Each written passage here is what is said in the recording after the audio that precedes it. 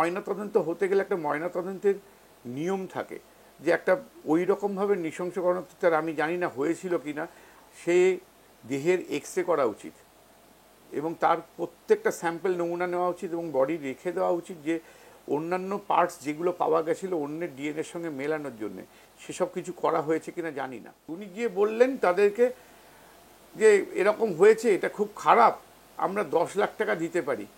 অদ্ভুত ব্যাপার, দিতে পারি মানে 10 লাখ টাকা কি উনি ছবি এঁকে দিচ্ছেন? সে তো আমাদের এই সরকারের পয়সা দিচ্ছে না, দেবেনি বা ওই কথাটা বলেনি বা কি করে? এখানে এখন 3rd ডিগ্রি দেওয়া হয় না, এই সন্দীপ ঘোষের মতো লোকদের কাতুকুতু সুশ্রুরি বা এরকম দিয়ে তো কোনো কথা বার করা যাবে না। যদি মেরুদণ্ড থাকে, আমরা চাই প্রত্যেকটা পুলিশ তারা সোজা হয়ে আসুক। আমরা 42-এর সিনেমা দেখেছেন কিনা জানি না, 1942-এর একটা সিনেমা ছিল যেখানে বিকাশ রায় অত্যাচারী ছিলেন। সেখানে যখন মিছিল এগিয়ে আসছে, পুলিশ লাস্টে, তারা কিন্তু পুলিশ মানুষের সাথে মিশেছিল, তারা তাদের অস্ত্র নামিয়ে দিয়ে থানা ঘেরাও করতে আদেশ দিয়েছিল, তারা ছেড়ে দিয়েছিল রাস্তা। আমার মনে হয় প্রত্যেকটা মানবিক পুলিশ যারা আছেন তাদেরকে সেরকম রোল প্লে করতে হবে। ব্রহ্মার মতো 3টে মুখ আছে ওনার, একদিকে স্বাস্থ্যমন্ত্রী, যাই হোক 3 দিকে 3টে মুখ দিয়ে করছেন। উনি আসলে বিচার কার কাছে চাইছেন? উনি নিজেই নিজের সরকারের কাছে বিচার চাইছেন, যে সরকার বলে কিছু এক্সিস্ট করে কিনা আমরা এখন বুঝতে পারছি না। একটা ব্যর্থ মুখ্যমন্ত্রী, আর কি বলবো। দবা এক দাফিয়া মুখ্যমন্ত্রীর পদত্যাগ নয়, এই সরকারেরই পতন হওয়া দরকার এবং আবার ভোট হয়ে পুনর্নির্বাচিত সরকার আসা দরকার। নমস্কার। এটা একটা নৃশংস হত্যাকাণ্ড। মেয়েটি MBBS পাশ করেছে, তারপরে সে স্পেশালিটি করছিল চেস্ট মেডিসিনে, 2য় বর্ষের ছাত্রী, মানে তার পাশ করা মানে MBBS হয়ে গিয়ে তার 2য় বর্ষের ছাত্রী। কিন্তু সে গোটা পৃথিবী তার নৃশংস খুন এবং ধর্ষণের জন্য জেগে উঠেছে। আমি প্রত্যেকটা যে মানুষ জেগে উঠেছে তাদেরকে আমার অন্তর থেকে শ্রদ্ধা জানাই, কিন্তু আমি শ্রদ্ধা জানাতে পারছি না আমাদের সরকারকে। সরকার, যে কোনো নৃশংসতা খুন হতেই পারে, কিন্তু একটা জিনিস ভাবতে হবে যে সেইটা তদন্তটা খুব সুন্দরভাবে হওয়া দরকার এবং সরকারের একটা মানবিক মুখ দেখা দরকার। আমরা কি মানবিক মুখ দেখেছিলাম? তাদেরকে প্রথমে বলা হয়েছে, আমি ভদ্রমহিলার ওর মায়ের ভিডিওতে শুনে যেটুকু দেখেছি, প্রথমে বলা হয়েছিল আত্মহত্যা করেছে আপনার মেয়ে। তারপরেতে তাদেরকে ডেকে পাঠানো হলো, ডেকে পাঠিয়ে মেয়ের মৃতদেহ দেখতে না দিয়ে তাদেরকে বসিয়ে রাখা হয়েছিল 3 থেকে 4 ঘন্টা সুপার বা যাই হোক মানে প্রিন্সিপালের ঘরে, আমি জানি না সেটা বলতে পারবো না ঠিক, যে কোনো একজনের ঘরেতে রেখেছিল, দেখতে দেওয়া হয়েছে। তখন তাদের কি মানসিক যন্ত্রণাটা ভাবুন। তারপরেতে সেই মানে স্টুডেন্টদের চাপে তড়িঘড়ি করে তার মানে যাই হোক ময়নাতদন্ত হলো। ময়নাতদন্তের রিপোর্টটা কিছুটা পাওয়া গেছিলো এবং ময়নাতদন্ত হতে গেলে একটা ময়নাতদন্তের নিয়ম থাকে, যে একটা ওই রকমভাবে নৃশংস গণহত্যার আমি জানি না হয়েছিল কি না, সে দেহের এক্সরে করা উচিত এবং তার প্রত্যেকটা স্যাম্পল নমুনা নেওয়া উচিত এবং বডি রেখে দেওয়া উচিত, যে অন্যান্য পার্টস যেগুলো পাওয়া গেছিলো অন্যের ডিএনএর সঙ্গে মেলানোর জন্যে সেসব কিছু করা হয়েছে কিনা জানি না। সেই ময়নাতদন্ত নিয়ে গিয়ে এত তড়িঘড়ি ছিল যে মেয়েটির দেহটি পুলিশ নিয়ে গেল আলাদা করে এবং মেয়েটির মা বাবাকে আলাদা করে নিয়ে যাওয়া হলো এবং অনেকক্ষণ পরে গেল এবং মেয়েটির গাড়ি ভাঙতে গেছিলো। যে তখন মেয়েটির মা বলেছে যে আমার মেয়ের খুব প্রিয় গাড়ি, কারণ 1 বছর আগে মেয়েটি গাড়ি কিনেছিল, এটা ভেঙো না। তার বিয়েও ছিল বোধহয় সেপ্টেম্বর মাসে এই বছরে। তারপরেতে অত তড়িঘড়ি করে মৃতদেহ পুড়িয়ে দেওয়া হলো। তখন মেয়েদের মানে তার মায়ের বাবার মানসিক অবস্থাটা অত্যন্তই সঙ্গীন, পুড়িয়ে দেওয়া হলো যাতে আর কিছু না পাওয়া যায়। এই তার পরবর্তী ঘটনা দেখুন, যেখানেতে প্লেস অফ অকারেন্স আমরা যেখানে মৃতদেহ পাওয়া গেছে আমরা জানি না, অন্য জায়গাতেও হতে পারে, ওখানে গিয়ে ফেলে দিয়ে এসছিল কিনা। কিন্তু এটা একটা তো পুরোপুরি লুম্পেন রাজ চলছে, ফেলেছে কিনা জানি না। কিন্তু সেই ঘর, এই যে প্রিন্সিপাল সন্দীপ ঘোষ ওইখানে বসেই তার ভার্বাল অর্ডার বা যাই হোক রিটিন অর্ডারে সঙ্গে সঙ্গে 3 ঘন্টার মধ্যে ভাঙা হয়েছিল। মানে এত তাড়াতাড়ি একটা বেরোলো, তারপরে সঙ্গে সঙ্গে সেই দিনই 3 ঘন্টার মধ্যে বোধহয় 3টেই শুরু বলেছিল বা 2টোর সময় মুখে বলেছে, মানে পিডব্লিউডি সঙ্গে সঙ্গে 5টার মধ্যে ভাঙতে শুরু করে দিয়েছে।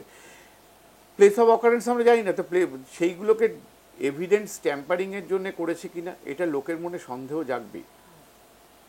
আমরা কি একটা তদন্তের মধ্যে মানবিক মুখ দেখতে পেয়েছি? উনি গিয়ে বললেন তাদেরকে যে এরকম হয়েছে, এটা খুব খারাপ, আমরা 10 লাখ টাকা দিতে পারি। অদ্ভুত ব্যাপার, দিতে পারি মানে 10 লাখ টাকা কি উনি ছবি এঁকে দিচ্ছেন? সে তো আমাদেরই সরকারের পয়সায় দিচ্ছে না, দেবেনি বা ওই কথাটা বলেনি বা কী করে? আগে তাকে যথোপযুক্তভাবে তদন্ত নিশ্চয়ই তাদেরকে জিজ্ঞেস করব, তার নামে অনেক কিছুই করে দেওয়া যাবে, কিন্তু জানতে হবে যে আমরা কি জিনিসটা করতে চলেছি। আমরা নিশ্চয়ই তার সঙ্গে আগে যদি তিনি মানবিক মুখটা দেখাতেন, কিন্তু আমরা তো এখানে সরকারের দানবিক মুখটা দেখতে পাচ্ছি। কাজে আমরা এই তদন্তে খুশি হতে পারবো না, পারা সম্ভব নয়। কামদুনি কাণ্ডেও কিন্তু কিছু রেজাল্ট আমরা পাইনি যেটা আমরা চেয়েছিলাম। তো এই সরকার সবসময়ই পার্কস্ট্রিটের ঘটনাকে ছোট ঘটনা বলেন, এই লাভ অ্যাফেয়ার আছে, লাভ অ্যাফেয়ার ছিল, এইসব বলে দেন। এই এতগুলো ছোট ঘটনা বলতে বলতে বলতে বলতে আজকে একটা বড় ঘটনা ঘটেছে, উনি একটুখানি ব্যাকফুটে গেছেন। তো এই যদি প্রথম থেকেই যদি উনি এইগুলোকে না বলতেন, অতগুলো না মারতো, বা আমি আপনাকে আবার বলছি, এটাও এসছে, আমি জানি না, এটা মেয়েটির মায়েরও ভিডিও আমি দেখলাম, তার পরের দিন বর্ধমানেতে আরেকটি মেয়ে মারা গেছে, আদিবাসী মেয়ে মারা গেছে, সেটারও তো কিছু এখনো পর্যন্ত হয়নি, 5 দিন হয়ে গেছে, পুলিশ খুঁজে বেড়াচ্ছে। আমাদের এখানেতে লুচ্চারদের সাম্রাজ্য হয়েছে, পুলিশ প্রশাসন বলে কিছু নেই, তারা করে না, এদের দ্বারা কিছু হবে না, হওয়া সম্ভব নয়। হ্যাঁ, আগে পুলিশের গাড়ির পেছনে দেখবেন লেখা থেকে ক, তারপর একটা হাইফেন দিয়ে পু, এখন পুলিশ হয়ে গেছে কাপুরুষের সমান। তারা জানতো তাদের কাছে একটা 7,000 10,000 মপ আসবে, এইটা তারা জানতো না, তাদের ইন্টেলিজেন্স ফেলিওর, এটা হতেই পারে না, হওয়া সম্ভব নয়। আপনাকে একটা উদাহরণ দিই, এটা 14 তারিখ রাত্রে বলতে পারেন, আমি আরজি করের ওই ঘড়িটার ভিডিও দেখেছি, ওটা বোধহয় 12:35 বা 55 বন্ধ হয়ে গেছিল, ভাঙচুরটা যখন হয়েছিল, তার মানে 15 তারিখে একদম সকালবেলায়। পুলিশ কি করতে পারে কি করতে পারে না আপনাদের একটু স্মরণ করিয়ে দিই। আপনার কি মনে হয় ওটা কোথা থেকে লোকগুলো এসেছিল? বেলগাছিয়া থেকে, বেলগাছিয়ার বস্তি থেকে, ওখান থেকে লোক এসেছিল, যেটাই সবসময় ইনফরমেশন আছে। সেখানে 100% ভোট তৃণমূলের, কারণ ওখানে মাননীয়ার কথায় দুধেল গায়রা থাকেন। আপনি আজকে 15 তারিখের সকালে এটা ভেবেছেন, আমি সেটা ভেবে দুঃখ হয়ে গেছিল আমার 16ই আগস্ট 1946 সালে কলকাতার গণহত্যা হয়েছিল, তখন তাহলে আমাদের পূর্বপুরুষ কীরকম কষ্টে ছিল। তখন সুরাবর্দির পুলিশ পুরো নিষ্ক্রিয় ছিল, এখানেও মমতার পুলিশ সেভাবে নিষ্ক্রিয় ছিল। তখনও প্রশাসনের কাছে পুলিশ নিষ্ক্রিয় ছিল, সুরাবর্দির পুলিশ, আর আজকেও এই পুলিশটা নিষ্ক্রিয় ছিল বলে ওখানে ওরকমভাবে ভাঙচুর করেছিল শুধু ট্যাম্পারিং করার জন্যে, এবং ভয় দেখানো ট্যাম্পারিং করার জন্যে। কটা লোককে ধরেছে পুলিশ?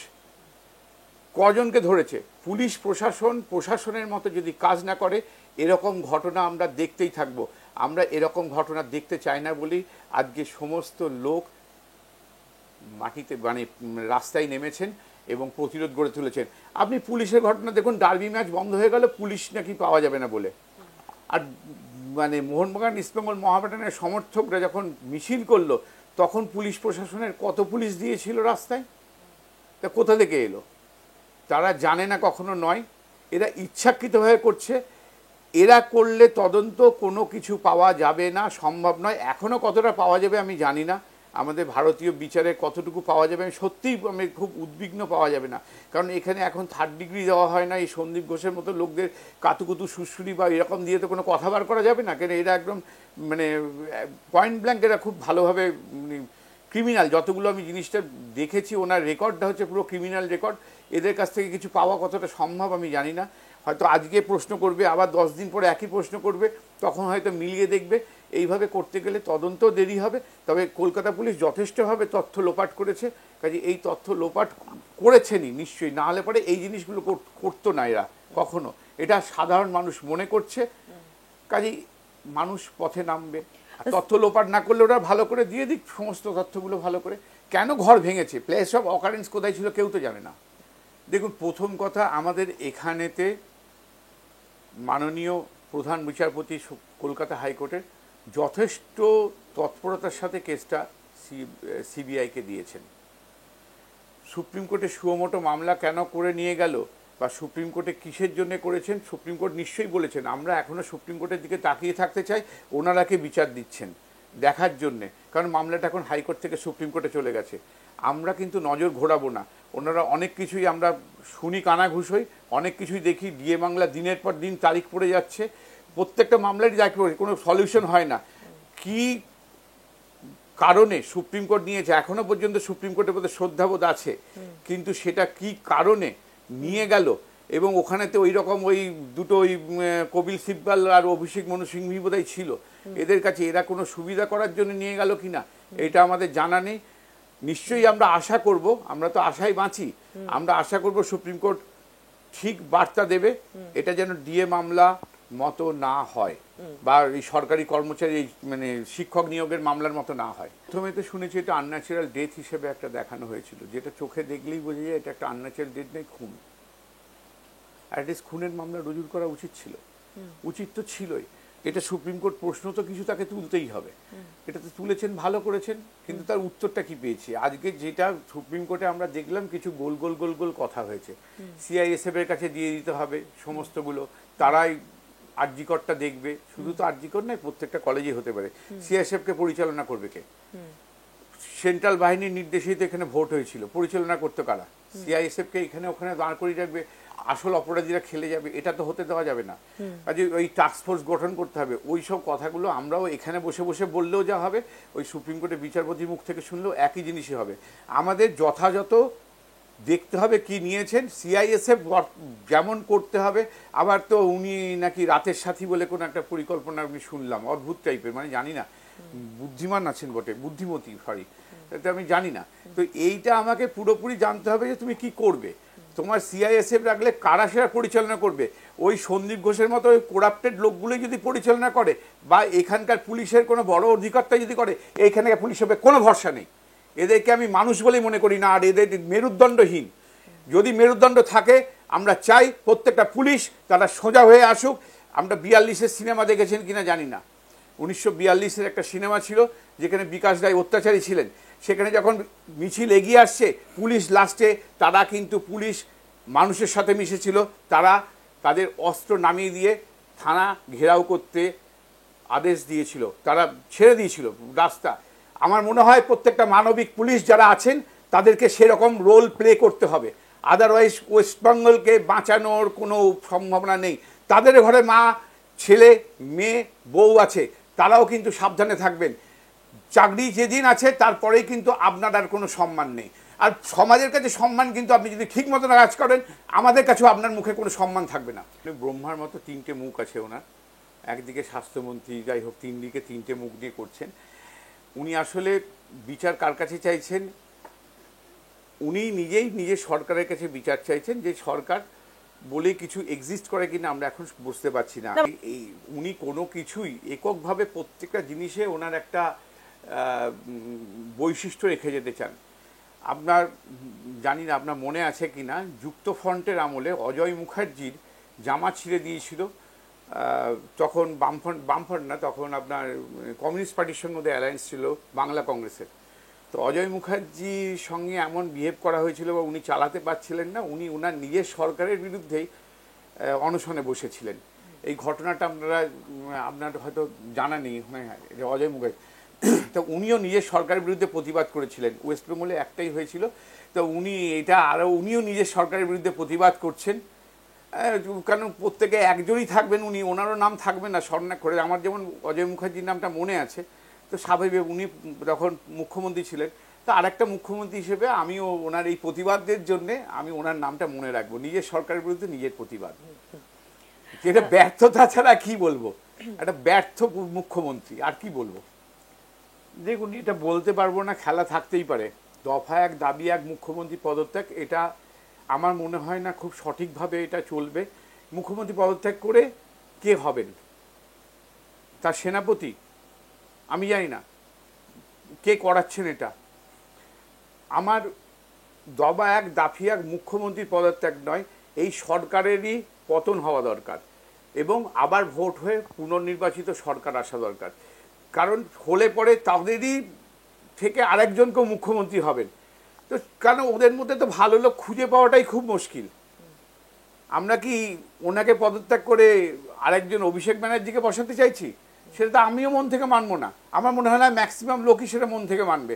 কাজেই যখন স্লোগানটা উঠবে, স্লোগানটা খুব সুন্দর স্লোগান, নো ডাউট সুন্দর স্লোগান, কিন্তু আমার মনে হয় মানুষ আরও বিচার করে করুন, এই সরকারের পতনের জন্য স্লোগান দিক এবং নতুনভাবে একদম সরকার চলে যাক, নতুনভাবে ভোট হোক, 6 মাস অন্ততপক্ষে মানে 356 রেখে তারপরে এতে ভোট হোক, তবেই এই সরকার চেঞ্জ হলে তবেই আমাদের বাংলার পরিবর্তন আসা সম্ভব। এটা খুব দুর্ভাগ্যজনক ভূমিকা। আমার পুলিশের অনেকের সঙ্গেই কথা হয়, তারাও কিন্তু মনের থেকে মরে আছে। তারা মনে যা ভাবে সেটা তারা করতে পারে না বলে কিন্তু তারা সঠিক কাজটা করতে পারে না। আমি এটা সত্যি কথাই বলছি, প্রত্যেকটা পুলিশ কিন্তু খারাপ নয়, অনেক পুলিশই ভালো আছেন, আমার মনে হয় বেশিরভাগই ভালো আছেন। তারা করতে হয়, তারাও কতটা অসম্ভব চাপের মধ্যে আছেন। আপনি একটা ভাবুন, আমরা ছোটো থেকে শুনেছি পুলিশ মানে ঘুষ খায়, এটা আমাদের মাথায় আছে। এটা যে পুলিশটা ঘুষ খায় না তার মানসিক যন্ত্রণাটা ভাবুন তো, তারও একটা বিশাল মানসিক যন্ত্রণা আছে। ম্যাক্সিমাম লোকই কিন্তু ভালো। এই ভালোত্বটা এমনভাবে তারা দমিয়ে রাখতে হয়েছে তাদের সার্ভিসের জন্য, এটা খুব খারাপ লাগে। কাজেই সমাজ আলোকিত হোক, পুলিশ সমাজও এগিয়ে আসুক, তারাও সমাজ গড়ার লক্ষ্যে, সঠিক লক্ষ্যে। এটা কখনো চলতে পারে না। দু একটা আইএস আইপিএস এগুলো বহিরাগত, এগুলো বাঙালির কেউ নয়। একটা বাঙালি আইএস আইপিএস আমি জানি না, মানে শুধু ওই আলাপন ঠালাপন এই লোকগুলো ছাড়া, যেগুলোকে দেখলে পরে সত্যি লোকেরা আইপিএস বা আইএস হতে চায় না, এইগুলো ছাড়া এই যে লোকগুলো করছে, আপনি যে এখন বিনীত গোয়েল থেকে আরম্ভ করে যেগুলো আছে, এইগুলো তো সব আমাদের বাঙালি নয় একটাও। এগুলো এখানেতে আমরা বাঙালিরা মরলে ওদের কি? ওরা তো এখানে কর্মজীবন শেষ করে পালাবে ওখানে ওদের নিজেদের জায়গায়। এইটা ভাবুন বহিরাগত কারা, কোন আইএস আইপিএসগুলো শয়তানিগুলো করছে, এদের মধ্যে ম্যাক্সিমামই হচ্ছে বহিরাগত। কাজে বাংলার মানুষকে বুঝতে হবে, বহিরাগত বলে আপনাদের যাদেরকে দাগিয়ে দেন মাননীয়া, ওরা আসল বহিরাগত নয়, তারা বাংলার ভালো করতে চায় কিনা, দেশের ভালো করতে চায় কিনা। আর যে বহিরাগতগুলো করছে তাদেরকে চিহ্নিত করুন। তাদের কথা শুনতে হচ্ছে আমাদের বাঙালি পুলিশদের, এটা হচ্ছে সব থেকে দুর্ভাগ্যের। এই বাঙালি পুলিশটা তাদের মনের কাজ করতে পারছে না, তারা ওই বহিরাগত লোকেদের কথাই চলতে হচ্ছে, বহিরাগত আইএস আইপিএসগুলোর কথাই। এই তো মুশকিল, উনি তো সবটাই বোঝেন, উনি ডাক্তারিও বোঝেন, স্বাস্থ্য সম্বন্ধে যখন জানেন, উনি পুলিশ মন্ত্রী, উনি পুলিশের ব্যাপারটাও জানেন, উনি আবার কিসে যেন চড়ে চড়ে বাজেটও বানান, তো উনি সবই বোঝেন। এটাই হচ্ছে সব থেকে বেশি প্রবলেম, উনি কিছুই বোঝেন না। এই জিনিসটা যেদিন উনি বুঝবেন সেদিনই বুঝতে পারবেন কতটা ভুল করে ফেলেছেন, কিন্তু সেদিন আর বেশি দূরে নয়। এটা খুব সত্যি কথা, জানাও উচিত। আপনি যে প্রশ্নটা করলেন আমাকে, যে একজনের কাজ নয়, এটা করার জন্যে কাউকে লাগে না।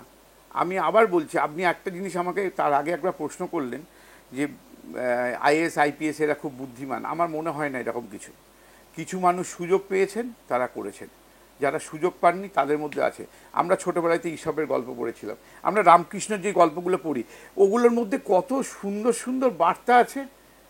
আমি তো জীবনে কখনো ওরকম বার্তা দিতে পারিনি, সেটা তো আমার আক্ষেপ লাগে। উনি রবীন্দ্রনাথ যা লিখেছেন, আরে ওই আইপিএসের নিকুচি করেছে, ওদের 14 পুরুষের ক্ষমতা আছে ওইরকম একটা হওয়ার।